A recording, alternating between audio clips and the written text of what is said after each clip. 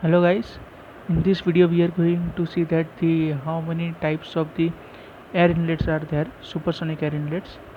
So based on the compression there are three types of air inlets are there: external, internal and mixed compression type. Okay, so here I am just drawing the mixed compression air inlet.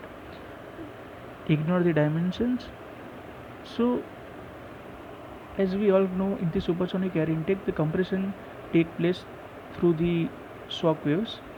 So in the mixed compression inlet, the shock waves appear outside as well as inside of the air inlets, and the location of the normal shock take place inside the intake. So just ignore the dimension, but like this, inside the intake, normal shock will take place. Okay, so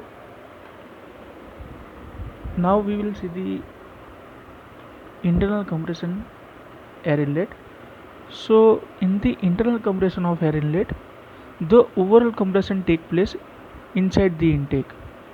As we seen in the mixed compression inlet, the compression take place inside as well as outside, but in the internal, inside the uh, intake the compression take place, and the location of the normal shock same as the mixed compression intake, means inside the intake.